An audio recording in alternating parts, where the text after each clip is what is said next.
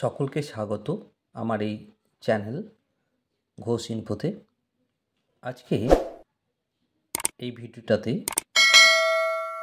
উচ্চ মাধ্যমিক 2025 পরীক্ষা প্রস্তুতি হিসাবে অজৈব রসায়নের উপর পি ব্লক মৌল, ডি-এফ ব্লক মৌলগুলির উপর সাজেশন দেব। এই পি ব্লক মৌল ও ডি-এফ ব্লক মৌল উপর যেসব প্রশ্নগুলো হয় বেশিরভাগ ক্ষেত্রেই রাসায়নিক বিক্রিয়া ভিত্তিক প্রশ্ন হয়, অর্থাৎ এটার উপর বেশিরভাগ ক্ষেত্রেই রাসায়নিক বিক্রিয়া দিয়ে ব্যাখ্যা করতে হবে। তো আজকে প্রথম অধ্যায় হিসেবে পি ব্লক মৌলসমূহ সম্বন্ধে আলোচনা করছি। প্রথম অধ্যায় বা অধ্যায় পি ব্লক মৌলসমূহ। প্রথম প্রশ্নটি হতে পারে, সালফার ডাইঅক্সাইডের জলীয় দ্রবণে ক্লোরিন গ্যাস চালনা করলে কি ঘটে? সমীত রাসায়নিক সমীকরণ সহ লেখো। সাদা ফসফরাসকে সোডিয়াম হাইড্রক্সাইড দ্রবণ সহযোগে ফোটালে কি ঘটে? সমীকরণ সহ লেখো। কিংবা আসতে পারে, হিলিয়াম কোনো যৌগ তৈরি করে না কেন? পরে কোশ্চেন হতে পারে, মিশ্র অক্সাইডের একটি উদাহরণ দাও, এটিকে মিশ্র অক্সাইড বলা হয় কেন? তারপর H2SO3 এর গঠন আঁকো, এর গঠনটা আঁকতে হবে। রাসায়নিকভাবে HN3 এবং NH3 এর মধ্যে পার্থক্য কিভাবে নিরূপণ করবে? তারপরে কোশ্চেন, কিভাবে ফসফরাস ট্রাইক্লোরাইড এর আদ্র বিশ্লেষণ ঘটে?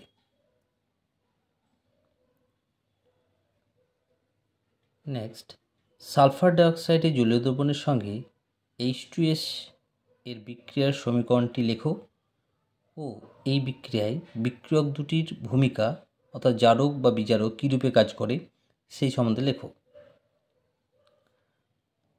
নেক্সট কোশ্চেন, ক্লোরিন গ্যাসকে উত্তপ্ত ঘন পটাশিয়াম হাইড্রক্সাইড দ্রবণে চালনা করলে কি ঘটে? সমীত সমীকরণ সহ লেখো।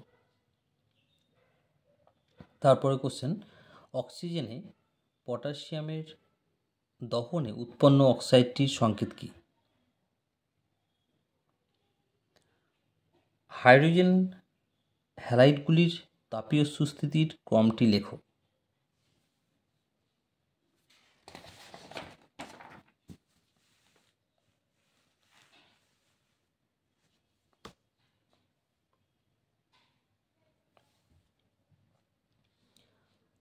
পরবর্তী কোশ্চেন, আর্দ্র ক্লোরিন শুষ্ক রঙিন বস্তুকে বিরঞ্জিত করতে পারে কিন্তু শুষ্ক ক্লোরিন পারে না কেন?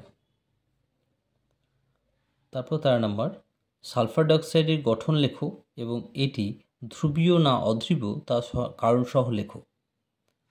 অক্সিজেন ও সালফারের বহুরূপগুলির মধ্যে সুস্থিত পরাচুম্বক রূপটির নাম ও সংকেত লেখো।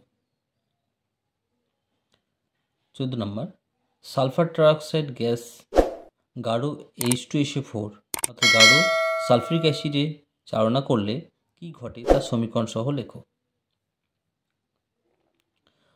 15 নম্বর, ফ্লোরিনের ঋণাত্মক ইলেকট্রন গ্রহণ এনথালপি ক্লোরিনের থেকে কম এবং তা সত্ত্বেও এটি ক্লোরিনের থেকে বেশি শক্তিশালী জারক, ব্যাখ্যা করো। কি ঘটে? সমীত সমীকরণ সহ লেখো। কপার পাইরাইডসকে বায়ুতে উত্তপ্ত করা হলো এবং উৎপন্ন গ্যাসকে ব্রোমিনের জলীয় দ্রবণে চালনা করা হলো। তারপর এটা আসতে পারে, উত্তপ্ত তামার উপর দিয়ে নাইট্রিক অ্যাসিডের বাষ্প চালনা করা হলো, তাহলে কি ঘটবে? তারপরে কোশ্চেন, তরল অ্যামোনিয়ায় ক্যালসিয়াম দ্রবীভূত করে দ্রবণটি বাষ্পীভূত করা হলো।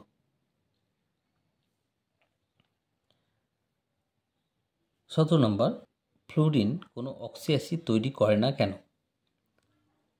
তারপরে সংশ্লিষ্ট হ্যালাইড লবণে ঘন H2SO4 যোগ করে HI ও HBr তৈরি করা যায় না কেন?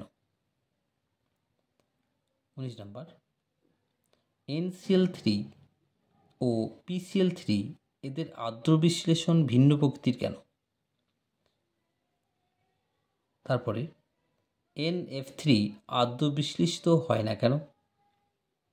21 নম্বর, R3P ডাবল বন্ড ও এর অস্তিত্ব আছে কিন্তু R3N ডাবল বন্ড ও এর অস্তিত্ব নেই কেন? নাইট্রোজেন +5 জারণ অবস্থায় নাইট্রোজেন +5 জারণ অবস্থা প্রদর্শন করলেও পেন্টাহ্যালাইড গঠন করে না কেন?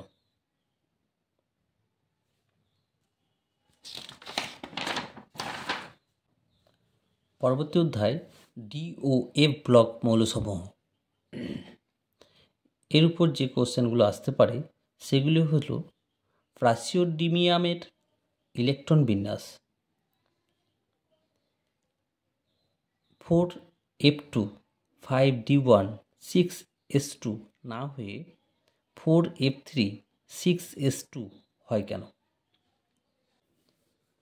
তারপরে 2 নম্বর, অ্যাক্টিনয়েডগুলিতে কোন জারণ স্তর সাধারণত দেখা যায়?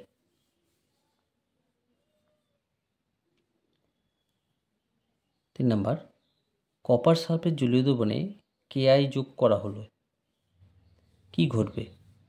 সমীকরণ সহ লেখো। পটাশিয়াম পারম্যাঙ্গানেটকে তীব্রভাবে উত্তপ্ত করা হলো কি ঘটবে? সমীকরণ সহ লেখো এবং ব্যাখ্যা করো। Cu+ আয়নটির চুম্বকীয় চরিত্র কি?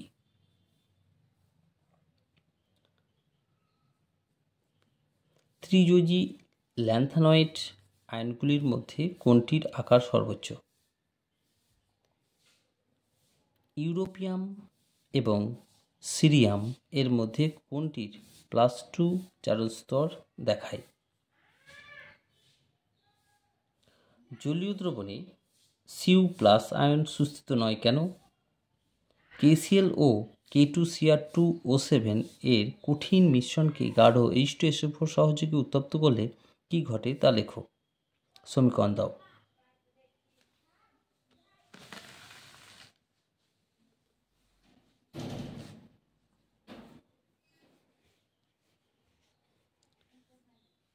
Na2FeO4 এর অযুগ্ম ইলেকট্রন সংখ্যা লেখো।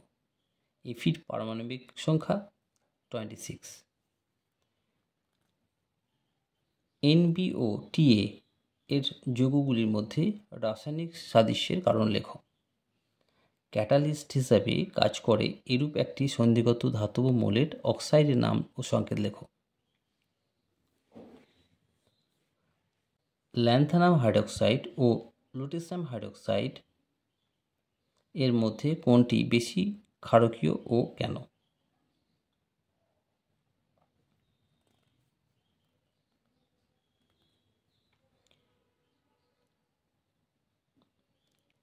ম্যাঙ্গানিজ ডাইঅক্সাইডকে পটাশিয়াম হাইড্রক্সাইড ও পটাশিয়াম নাইট্রেট সহযোগে গলিত করলে উৎপন্ন Mn যৌগে Mn এর জারণ সংখ্যা কত হবে? সর্বশেষ প্রশ্নটি হলো ডি ব্লক মৌলের সাধারণ ইলেকট্রন বিন্যাসটি কি?